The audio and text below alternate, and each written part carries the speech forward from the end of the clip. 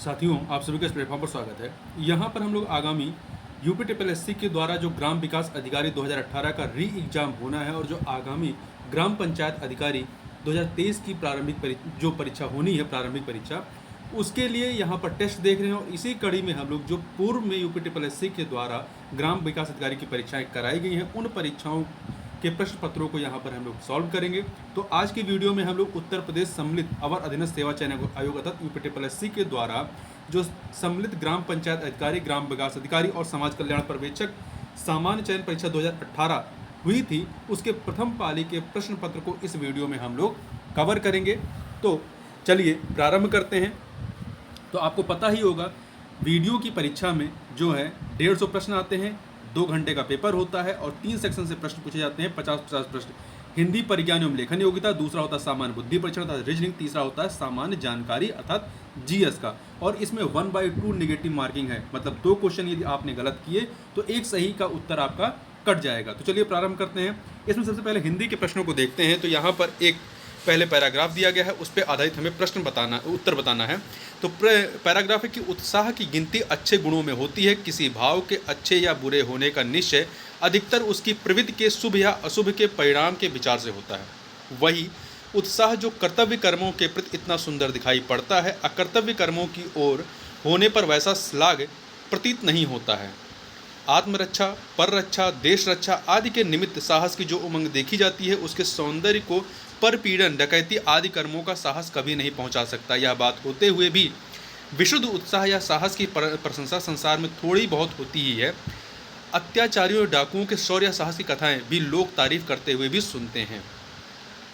तो उपरांत गद्यांश या उपरोक्त गद्यांश के आधार पर निम्न प्रश्न का उत्तर दीजिए।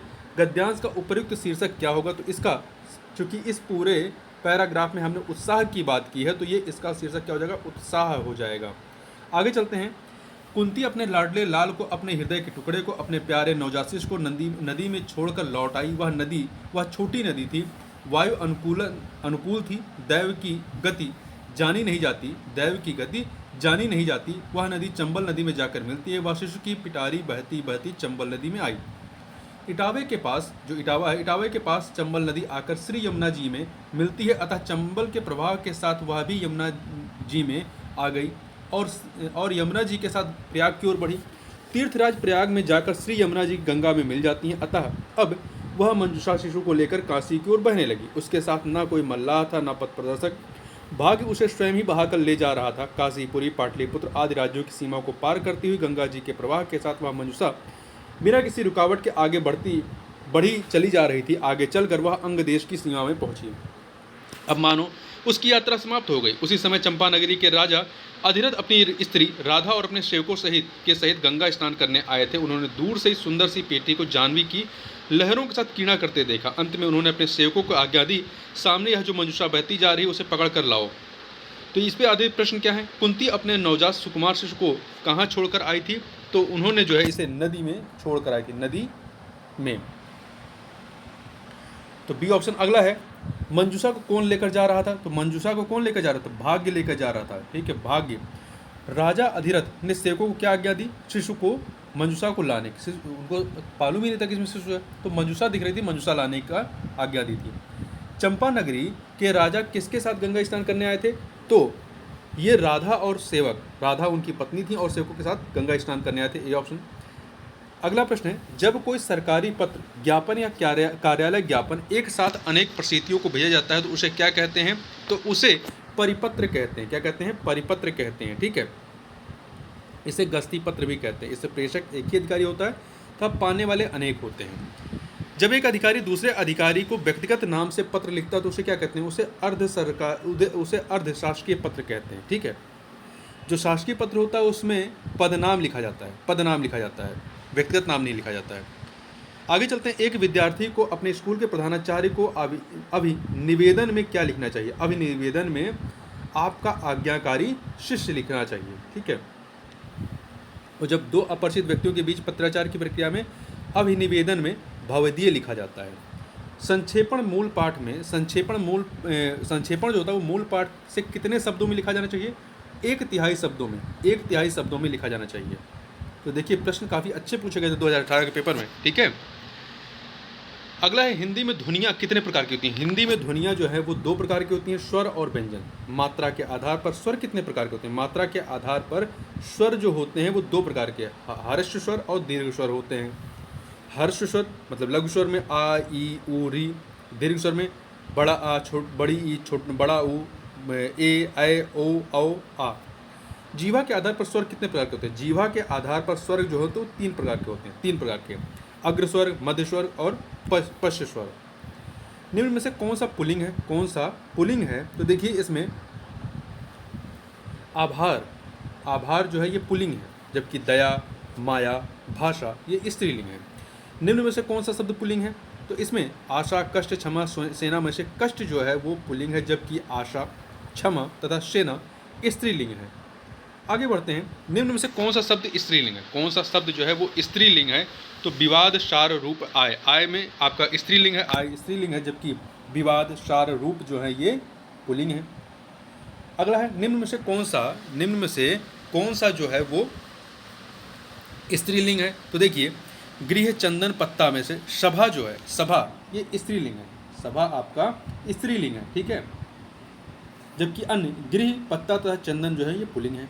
संधि कितने प्रकार की होती है तो संधि जो है आपकी कितने प्रकार की होती है। 3 प्रकार की संधियां होती हैं, 3 प्रकार की। बी ऑप्शन, स्वर संधि, व्यंजन संधि और विसर्ग संधि। सदानंद, सदानंद का संधि विच्छेद क्या होगा। इसका शतधन आनंद, शतधन आनंद हो जाएगा। यह क्या है, इसमें व्यंजन संधि है, ठीक है, इसमें व्यंजन संधि है। पुस्तकालय में कौन सी संधि है। पुस्तकालय में जो है दीर्घ संधि है, तो इसका जो विच्छेद हो जाएगा पुस्तक धन आलय, पुस्तकालय हो जा रहा है, मतलब का पे आ की मात्रा हो जा रही है, तो दीर्घ संधि है, ये दीर्घ स्वर संधि है। आगे चलते हैं। अभिधन उदय की संधि क्या होगी, अभ्युदय, अभिधन उदय, अभ्युदय हो जाएगा, और इसमें यण स्वर संधि है। कौन सा है, यण स्वर संधि है।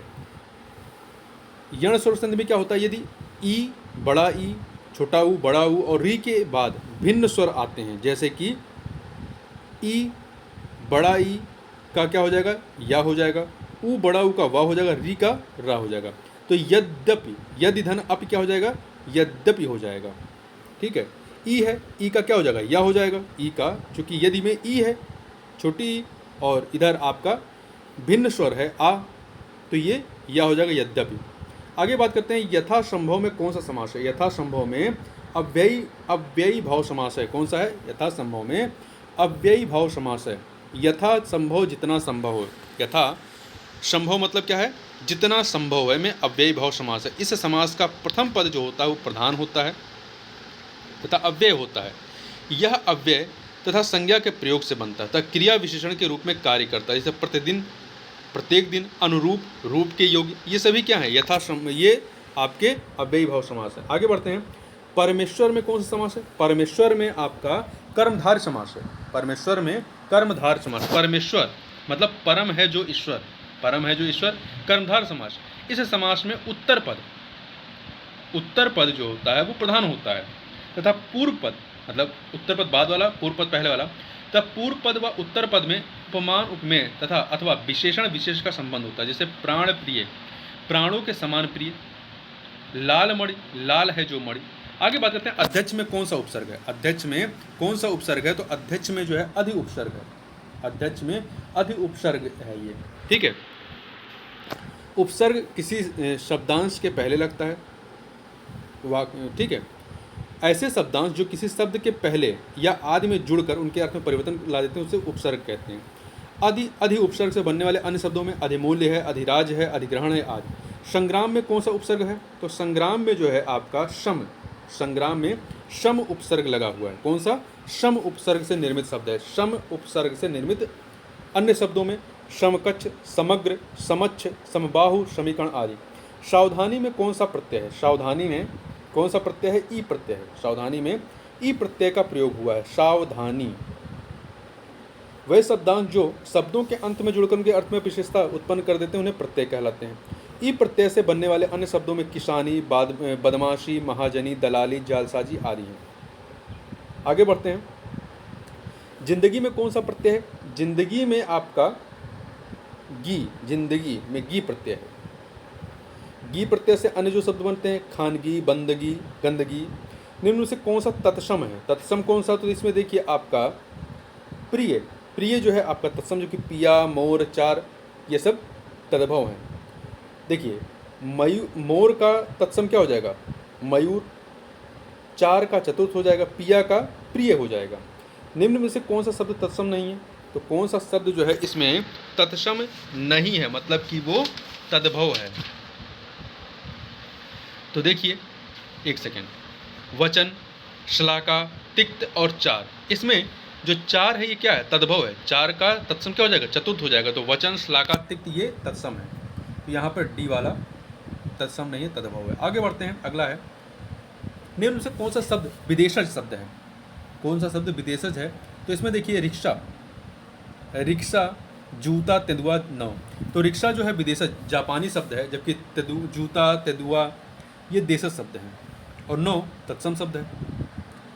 गाय कौन सी संज्ञा है? तो गाय जो है आपकी जातिवाचक संज्ञा है, पूरे गाय की कम्युनिटी को ये बताता है। ठीक है, संज्ञा के इस रूप में, मतलब जातिवाचक संज्ञा के इस रूप में व्यक्तियों या वस्तुओं की पूरी जात का बोध होता है। जैसे लड़का आप बोलेंगे तो सारे लड़के आ जाएंगे, भाई तो जो भाई होते हैं, घोड़ा, मोर, किताब, शिक्षक, मंत्री आदि। निम्न में से कौन सी भाववाचक संज्ञा है? दिल्ली, लड़का, मोहन, बीमारी। बीमारी क्या है? भाववाचक है, मतलब दुखद। जिस संज्ञा या नाम या सबसे किसी भाव, दशा, धर्म, गुण या कार्य का बोध होता है उसे भाववाचक संज्ञा कहते हैं। जैसे मनुष्यता, चलन, सजावट, सरलता, गरीबी, गरिमी, गर्मी, ये क्या है? भाव बता रहे हैं। जैसे गर्मी, तो आपको पता है गर्मी का भाव कैसा होगा। ठीक है, हिंदी में कुल कितने सर्वनाम हैं? तो हिंदी में कुल 11 सर्वनाम हैं। कितने हैं? 11 सर्वनाम हैं। मैं, तू, आप, यह, वह, जो, सोई, कोई, कुछ, कौन, क्या। सर्वनाम में कुल कितने भेद होते हैं? सर्वनाम में कुल आपके 6 भेद होते हैं। कौन कौन से? पुरुषवाचक सर्वनाम, निश्चयवाचक सर्वनाम, निजवाचक सर्वनाम, संबंधवाचक सर्वनाम, अनिश्चयवाचक सर्वनाम, प्रश्नवाचक सर्वनाम। आगे बढ़ते हैं, पर्वतीय कौन सा विशेषण है? पर्वतीय कौन सा विशेषण है? तो पर्वतीय मतलब ये गुणवाचक, गुण बता रहा है ना। पर्वतीय, ये जमीन, ये इलाका पर्वतीय है, तो क्या है? उस इलाके का गुण बता रहा है, पर्वतीय। तो ये गुणवाचक संज्ञा है, गुणवाचक शब्द है। मतलब विशेषण के जिस रूप में किसी संज्ञा या सर्वनाम का गुण, दोष, रूप, रंग, आकार, प्रकार, संबंध, दशा आदि का पता चले उसे क्या कहते हैं? उसे गुणवाचक विशेषण कहते हैं। जैसे कि विद्वान, दुष्ट, सुंदर, हरि, मोटा, दुर्बल, पठारी, स्वस्थ आदि। निम्न में से कौन सा शब्द विशेषण है? कौन सा शब्द जो है विशेषण है? ठीक है, मतलब किसी की विशेषता बता रहा है। तो इसमें चमकीला, आप देखेंगे चमकीला क्या है? किसी वस्तु की विशेषता है कि फलाने वस्तु चमकीली है, तो मतलब वो उस वस्तु की विशेषता बता रहा है। जैसे लाल, काला। अगला है, जो शब्द संज्ञा की विशेषता बताते हैं उन्हें क्या कहते हैं? उन्हें विशेषण कहते हैं, और जिसकी विशेषता बता रहे हैं वो विशेष्य कहलाते हैं। राम सो रहा है, इस शब्द वाक्य में कौन सी क्रिया है? राम सो रहा है वाक्य में अकर्मक क्रिया है। कौन सी है? अकर्मक क्रिया है। जिस क्रिया का प्रभाव कर्ता पर ही पड़ता है वह क्रिया अकर्मक कहलाती है। इस क्रिया में कर्म का अभाव है। मतलब राम सो रहा है तो कोई दूसरा नहीं, वो राम सो रहा है तो उस क्रिया को राम ही कर रहा है ना, तो ये अकर्मक क्रिया है, इस वाक्य में अकर्मक है। सोहन हंस रहा है, सोहन हंस रहा तो हंसने कार्य कौन कर रहा है? सोहन ही कर रहा है ना, तो ये अकर्मक यहाँ पर है। वह एक सप्ताह बाद आया, इस वाक्य में कौन सा शब्द क्रिया विशेषण है? वह एक सप्ताह बाद आया, इस वाक्य में कौन सा शब्द क्रिया विशेषण है? तो इसमें बाद जो है वो क्रिया विशेषण है। ठीक है, जिन शब्दों में क्रिया की विशेषता का ज्ञान होता है, जिन शब्दों में क्रिया की विशेषता ज्ञान होता है उन्हें क्रिया विशेषण कहते हैं। जैसे यह कल अवश्य होगा, तो कब होगा? यह कल अवश्य आएगा, तो इस वाक्य में आएगा क्रिया है और अवश्य ही उसकी विशेषता है। तो अतः अवश्य शब्द जो है, अवश्य शब्द क्या है? क्रिया विशेषण है। ठीक है, तो वह एक सप्ताह बाद आया, तो कब आया? बाद। तो बाद यहाँ पे क्या है? ये क्रिया विशेषण है। कुछ प्रमुख क्रिया विशेषण हैं शब्द हैं, जैसे धीरे धीरे, कब, पर्याप्त, अवश्य आदि। आगे बढ़ते हैं, सेना युद्ध क्षेत्र में आगे बढ़ी, इस वाक्य में शब्द संबंधवाचक शब्द बताइए। सेनाएं युद्ध क्षेत्र में आगे बढ़ी, इस वाक्य में संबंधवाचक कौन सा है? तो इसमें आगे बढ़ी, आगे क्या है? संबंध। सेनाएं युद्ध क्षेत्र में आगे बढ़ी, तो आगे जो है ये आपका संबंधवाचक शब्द है। जिस अव्यय से दो पदों के बीच परस्पर संबंध सूचित हो उसे संबंध बोधक अव्यय कहते हैं। जैसे पहले, बाद में, अब तक, द्वारा, अलावा, अपेक्षा, समीप, कारण, आसपास आदि। वह आया और मैं गया, वह आया और मैं गया, इस वाक्य में समुच्चय बोधक कौन सा है? समुच्चय। तो इसमें और जो है वह आया और मैं गया, तो और क्या है? समुच्चय बोधक शब्द है। ठीक है, समुच्चय बोधक किसे कहेंगे? तो देखिए, जो अव्यय दो पदों, दो उपवाक्यों या दो वाक्यों को परस्पर जोड़ते हैं, जो अव्यय दो पदों, दो उपवाक्यों या दो वाक्यों को जोड़ते हैं, उन्हें समुच्चय बोधक अव्यय कहते हैं। तथा, और, परंतु, अतः इत्यादि।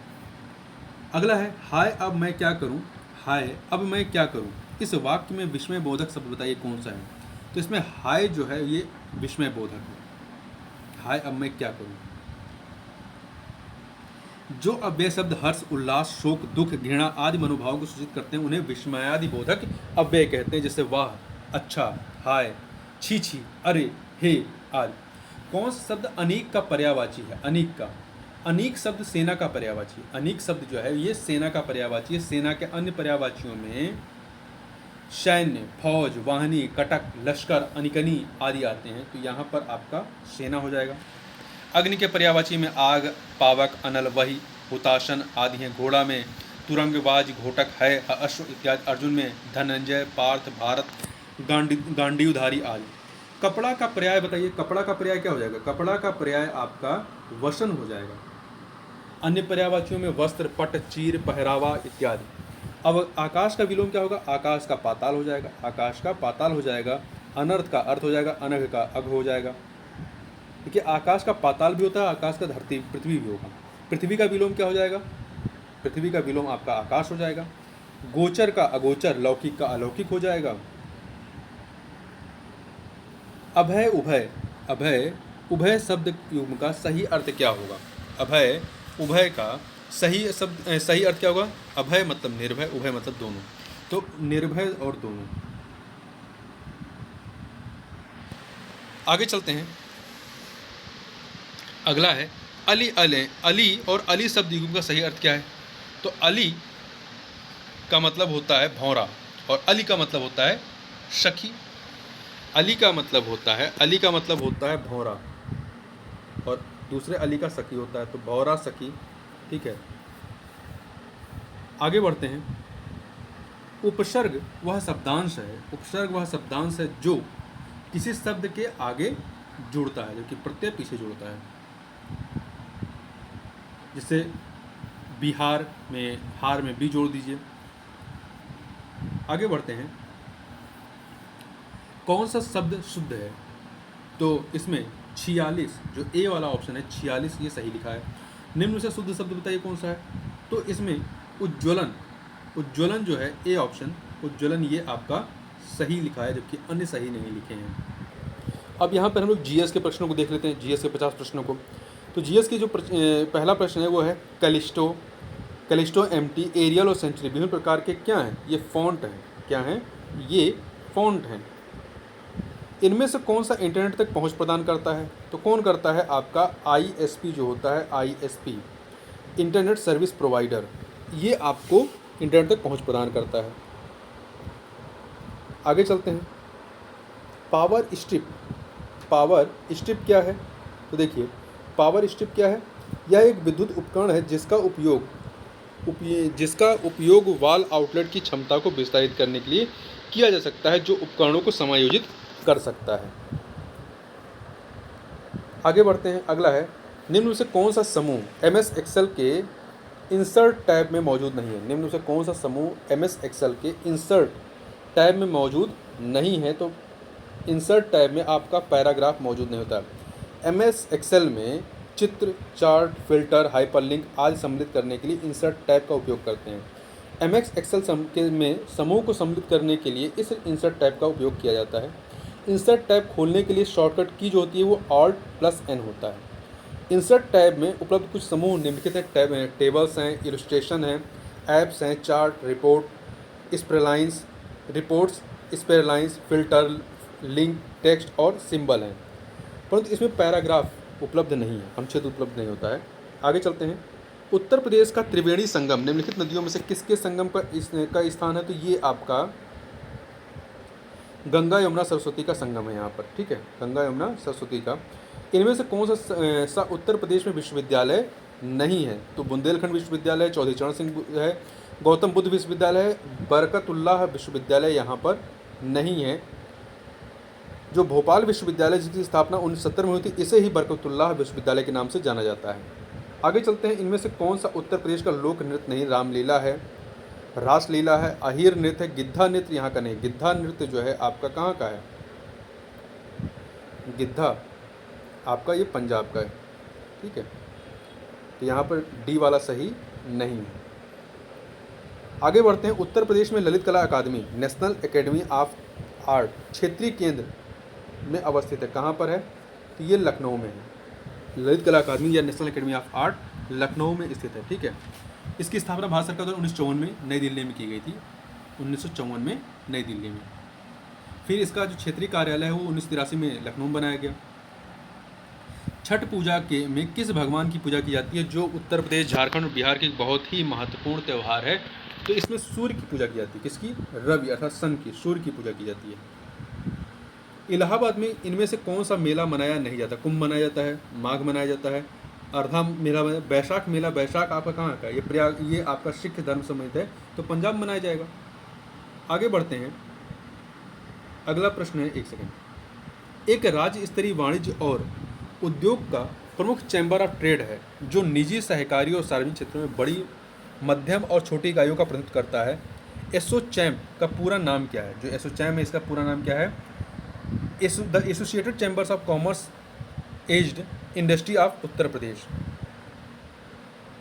ये एज नहीं है, एंड है। The associated chambers of commerce and industry of Uttar Pradesh, ठीक है।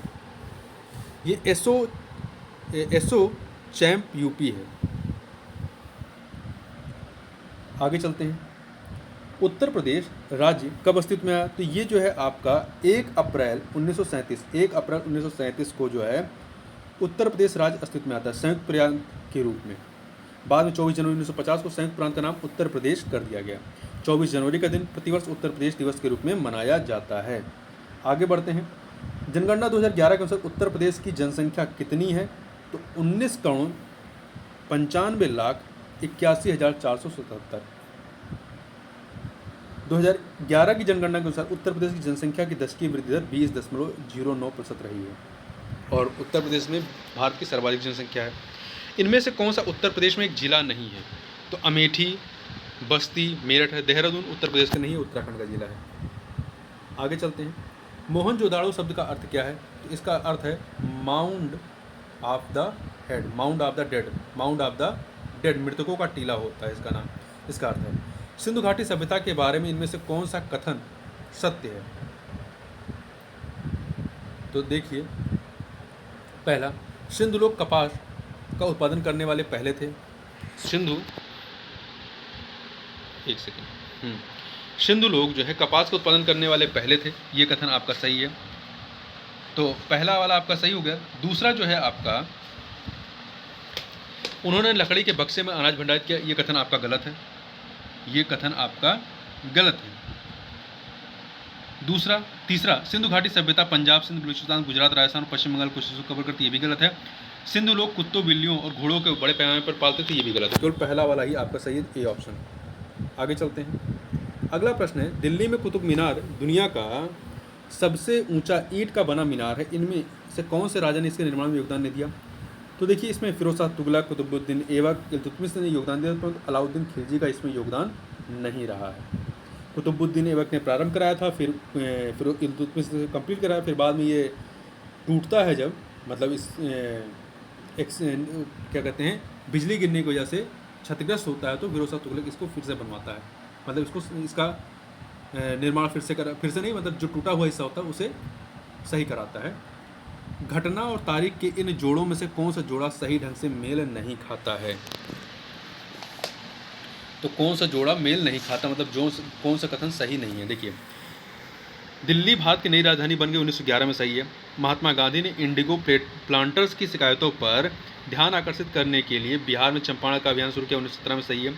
बीजी तिलक ने पूना में अपने मुख्यालय के साथ भारतीय गृह निगम लीग की स्थापना की 1914 में, ये कथन आपका गलत है। गृह निगम लीग हो या होम रूल लीग की स्थापना बीजी तिलक ने 1914 में नहीं, ये किया गया था 1916 में, ठीक है। तो ये गलत है बी वाला, सी वाला। डी सुभाष चंद्र बोस ने आईएनएससी में अध्यक्ष के रूप में इस्तीफा दे दिया 1939 में, मतलब भारतीय राष्ट्रीय कांग्रेस से। आगे चलते हैं। इनमें से किस लड़ाई में अंग्रेजों ने बंगाल के नवाब सिराजुद्दौला को हराया था? बंगाल के नवाब सिराजुद्दौला को पराजित किया था। तो ये पराजित किया था ये प्लासी की लड़ाई में, प्लासी की लड़ाई में सिराजुद्दौला को पराजित किया था, ठीक है। आगे चलते हैं। प्लासी की लड़ाई कब होती है? 23 जून 1757 को। जैन धर्म में 3 रथ दिए जाते हैं, उन्हें निर्वाण का मार्ग कहा जाता है। वे क्या हैं? तो वे हैं सही विश्वास, सही ज्ञान और सही आचरण। Right faith, right knowledge, right conduct. तो यहाँ पर डी ऑप्शन हो जाएगा। आगे बढ़ते हैं। अगला प्रश्न है आपका कि अंडमान और निकोबार द्वीप समूह भारत का एक संघ शासित प्रदेश है। निकोबार में द्वीपों की संख्या कितनी है? तो 19 है। देखिए, अंडमान निकोबार द्वीप समूह बंगाल की खाड़ी में स्थित, इसमें करीब 265 छोटे छोटे द्वीप हैं। निकोबार में कुल द्वीपों की संख्या 22 है, किंतु आयोग ने इसे 19 माना हुआ है। आगे बढ़ते हैं। सौर मंडल की उत्पत्ति से संबंधित इनमें से कौन सा सिद्धांत सही ढंग से मेल खाता है? नेबुलर पर आर्किमिडीज की नहीं है। ज्वारीय हाइपोथेसिस, जेम्स जीन्स और हैरोल्ड जेफरी, ये सही है। ये आपका सही है, बाकी सही नहीं है। आगे बढ़ते हैं। इनमें से कौन सा महाद्वीप सही ढंग से अपने सबसे बड़े देश या क्षेत्र से मेल खाता है? एशिया का सबसे बड़ा देश कौन सा है? इंडिया नहीं, चाइना होगा ना। एशिया का सबसे बड़ा देश जो है आपका चाइना हो जाएगा। अपने सबसे बड़े देश या क्षेत्र से, तो यहाँ पर एशिया को नहीं माना गया है, मतलब एशिया का इंडिया सही माना गया है। अफ्रीका का डेमोक्रेटिक रिपब्लिक ऑफ कांगो, नहीं, एक सेकंड, प्रश्न क्या है? इनमें से कौन सा महाद्वीप सही ढंग से अपने सबसे बड़े क्षेत्र से मेल खाता है?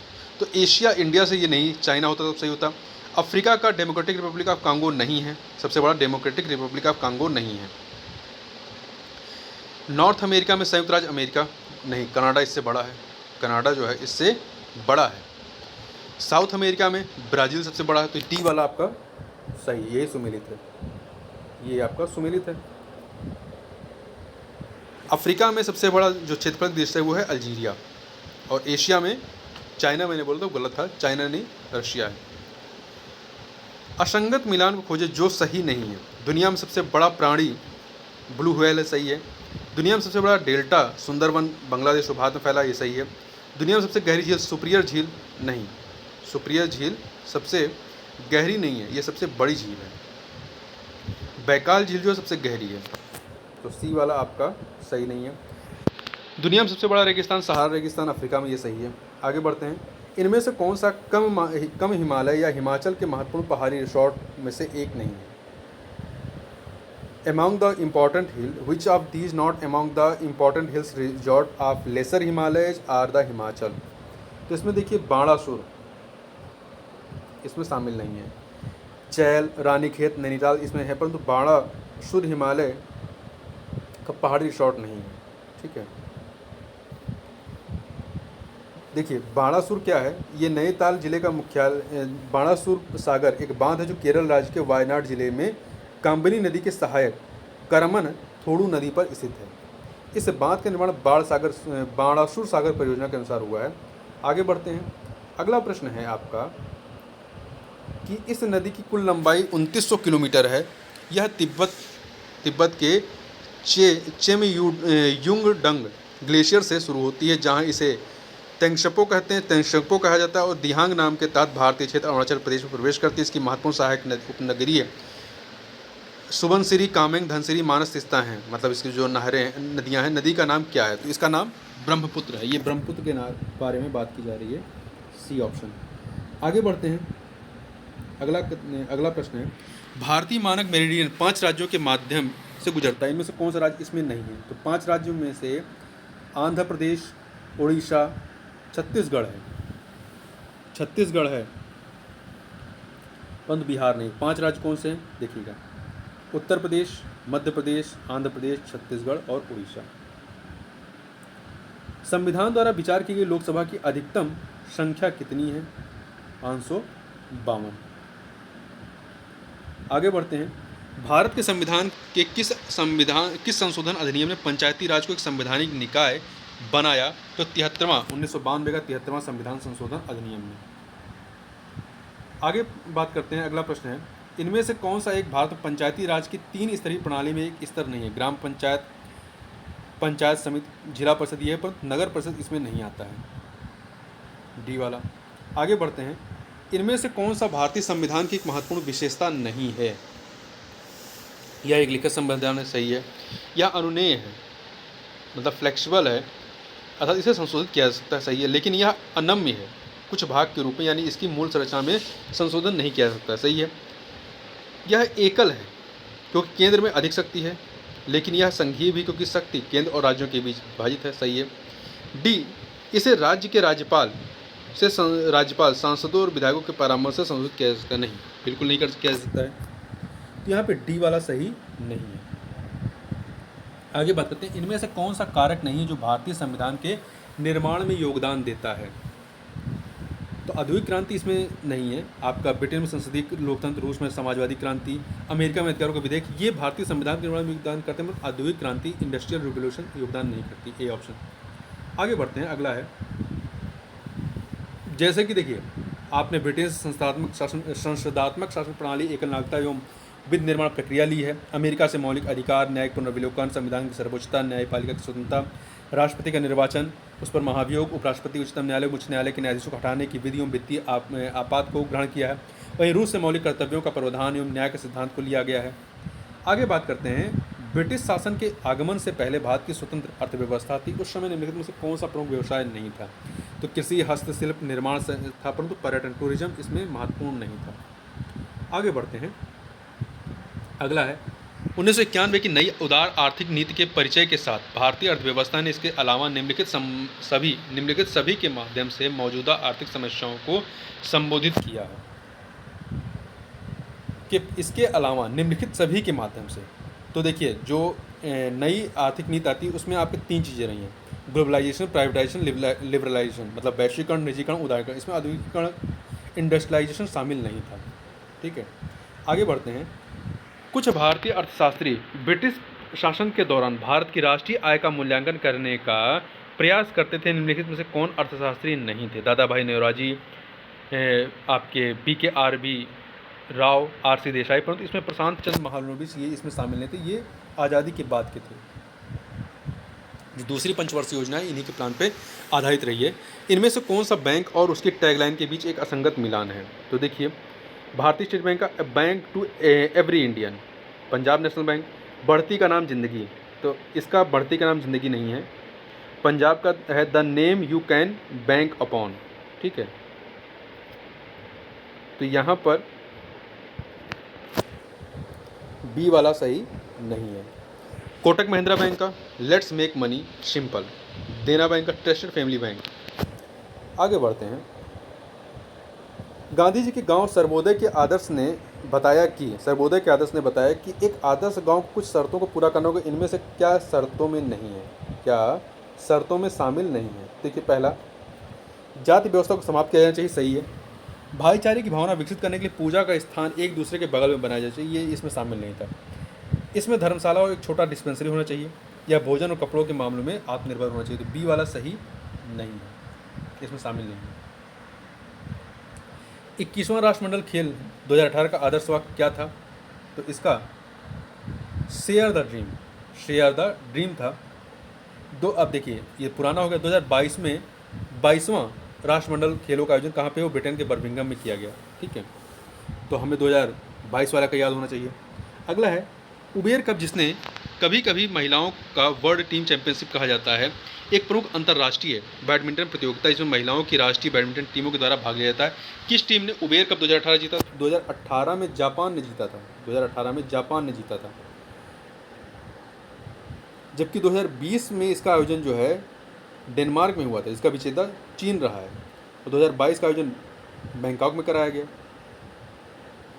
तो अब जो 2022 वाला जिसने जीता है आप उसको याद रखिएगा। इनमें से कौन सा सही नहीं है, ये करंट का क्वेश्चन है, ठीक है। करंट का क्वेश्चन तो आप एक बार देख लीजिए तो पता चलेगा कि आपको करंट क्वेश्चन पूछता कैसे है।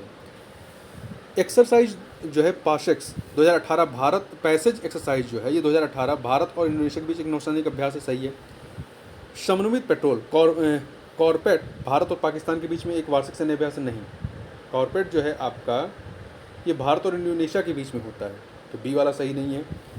जबकि इंद्र 2018 भारत और रूस के बीच का एक त्रिसेवा संयुक्त सैन्य अभ्यास है।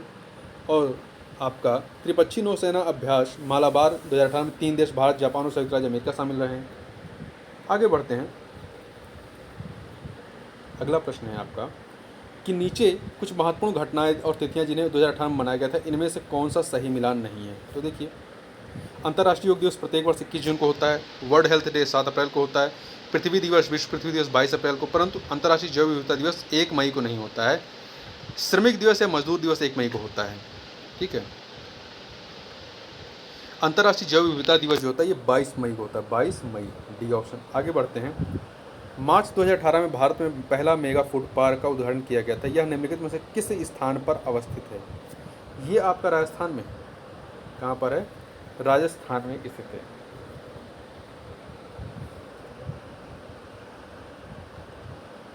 मार्च 2018 में भारत सरकार ने 2020 तक किसानों की यूरिया सब्सिडी बढ़ा दी। इस पहल का उद्देश्य क्या था। इस पहल का उद्देश्य था वैधानिक नियंत्रित कीमतों पर यूरिया की पर्याप्त आपूर्ति सुनिश्चित करना। अगला है, तो आपको करंट का क्वेश्चन देख से ये पता चलेगा कि किस प्रकार के प्रश्न पूछे जाते हैं, तो आप वैसे ही प्रश्नों को तैयार करिएगा। कृषि उत्पादन बेचने के लिए एक नया मंच भारत सरकार द्वारा शुरू किया गया। इस मंच का नाम दिया गया है, क्या नाम दिया गया है, ई रकम, ठीक है, ई रकम, ई राष्ट्रीय किसान एग्री मंडी पोर्टल कहते हैं इसे। आगे बढ़ते हैं। भारत सरकार कृषि उत्पादन और मौजूदा 10% से भारत में खाद्य प्रसंस्करण क्षेत्र की क्षमता को 3 गुना करने की योजना बना रही है और देश की मेगा फूड पार्क के लिए 6000 करोड़ का निवेश किया। यह निम्नलिखित में से किस योजना का भाग है। ये आपका संपदा योजना का, जिसे अब प्रधानमंत्री किसान संपदा योजना कहते हैं, इसका भाग है। इसे 2017 में प्रारंभ किया गया था। गलत मिलान की पहचान करना है, तो देखिए, fountain pen Louis Edison Waterman के द्वारा बनाया गया था। अमीटर जैकराइन जेनसन, ये सही नहीं है। अमीटर का जो है किसने बनाया था,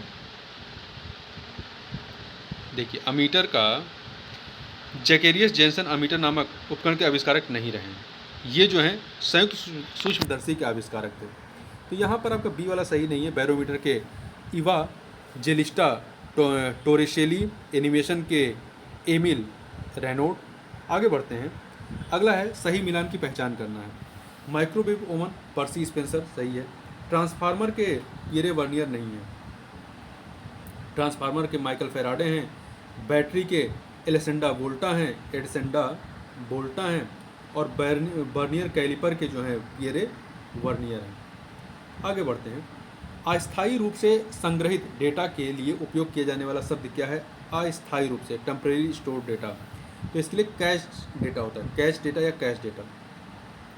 आगे बढ़ते हैं। अगला है अभिज्ञान शाकुंतलम किताब के लेखक कौन रहे हैं, तो इसके कालिदास रहे हैं, कालिदास। निम्न से कौन सा युग सही ढंग से मेल नहीं खाता है। देखिए, पुराने पत्रों का एक समूह, a bunch of old letters, ये जवाहरलाल नेहरू की पुस्तक है। A brief history of time Albert Einstein की नहीं है। A brief history of time जो है ये स्टीफन हॉकिंस की है, ये स्टीफन हॉकिंग की है। तो यहाँ पर बी वाला सही नहीं है। A midsummer night's dream, ये विलियम शेक्सपियर की है। A contribution to the critique of political economy, ये कार्ल मार्क्स की पुस्तक है। तो इस प्रकार से यहाँ पर हम लोगों ने 150 प्रश्नों को देखा, जिसमें हम लोगों ने रीजनिंग के प्रश्नों को स्किप कर दिया है। तो इस वीडियो में बस इतना ही। मिलते हैं नेक्स्ट वीडियो, तब तक के लिए बहुत बहुत धन्यवाद।